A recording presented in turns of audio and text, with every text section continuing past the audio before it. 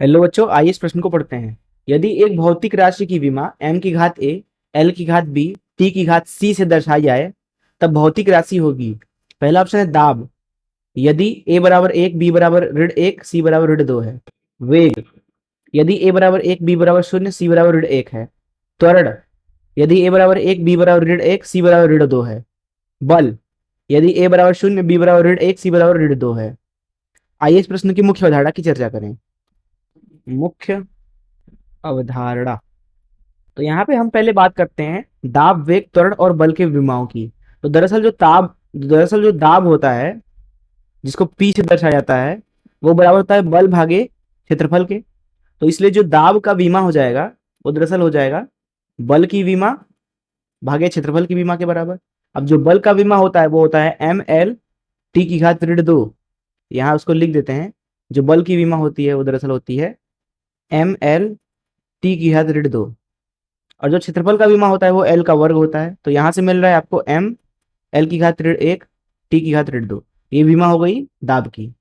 तो ये पहली चीज है। दूसरी चीज समझते हैं वेग के बारे में। जो वेग होता है जिसे v से दर्शाया जाता है, इसका अगर हम संख्यात्मक मान देखें तो वह होता है दूरी भागे समय। दूरी को s से प्रदर्शित कर देते हैं, समय को t से प्रदर्शित कर देते हैं।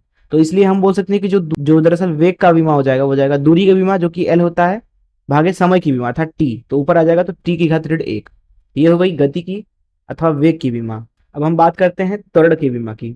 तो त्वरण जो होता है a, वो दरअसल होता है गति परिवर्तन डेल्टा v भागे वेग परिवर्तन डेल्टा v भागे डेल्टा टी। ये हमने संख्यात्मक मान लिख लिया इसका।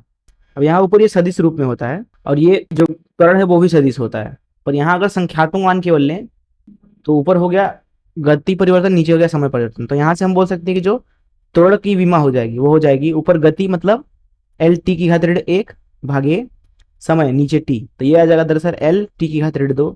ये हो गया त्वरण का विमा। साथ ही साथ हम बात करते हैं बल के विमा की। तो बल की विमा हमने ऊपर लिख रखी है एम एल टी की घात ऋण 2। तो इस मुख्य अवधारणा का इस्तेमाल करके हम आइए इस प्रश्न को हल करें। यहाँ प्रश्न में बोला जा रहा है कि एक भौतिक राशि की विमा m की घात a, l की घात b, t की घात c है।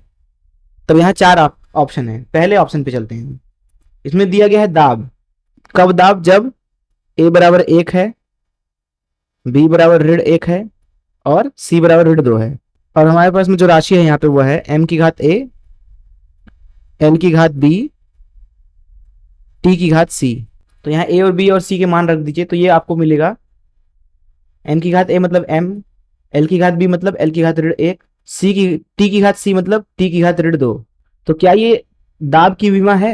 अगर हम यहाँ मुख्य अवधारणा में देखें तो मैंने आपको बताया कि जो दाब का विमा है वो दरअसल है m l की घात ऋण 1, t की घात ऋण 2, जो कि हमें यहाँ पे मिला है, जिसका मतलब है कि पहला ही ऑप्शन हमारे पास में सही जवाब है।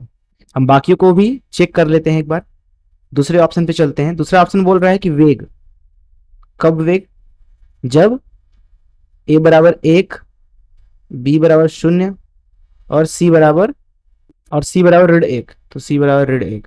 इस अवस्था में अगर हम यहाँ पे मान देखें विमा का तो वो हमें मिल रहा है m की घात a मतलब कि 1, l की घात 0 हो जाएगा तो गायब, t की घात ऋण 1, m t की घात ऋण 1। क्या यह वेग का विमा है? बिल्कुल नहीं। वेग का विमा तो l t की घात ऋण 1 होता है, इसलिए b तो गलत है। c पे चलते हैं। c में बोला जा रहा था त्वरण। तो यहाँ त्वरण लिख देते हैं। कब त्वरण? जब a, b, c के मान है 1 ऋण 1 ऋण 2, 1 ऋण 1 ऋण 2। तो यहाँ पे जो हमारे पास में m की घात a, l की घात b, t की घात c का मान मिलेगा वो मिलेगा m l की घात ऋण 1, t की घात ऋण 2। अब ये l की घात, अब यहाँ त्वरण जो है उसका तो होता है विमा l t की घात ऋण 2, तो इसलिए c भी गलत है। हम अंतिम ऑप्शन पे चलते हैं डी पर। डी पर बोला जा रहा है कि बल है। बल कब? जब दरअसल जो a का मान है वो है 0 के बराबर, b का जो मान है वो ऋण 1 के बराबर है, c का मान ऋण 2 के बराबर है। तो इस अवस्था में जो हमारे पास में यहाँ पे m की घात a, l की घात b, t की घात c का मान मिलेगा वो मिलेगा, m तो गायब हो जाएगा, l की घात ऋण 1, t की घात ऋण 2।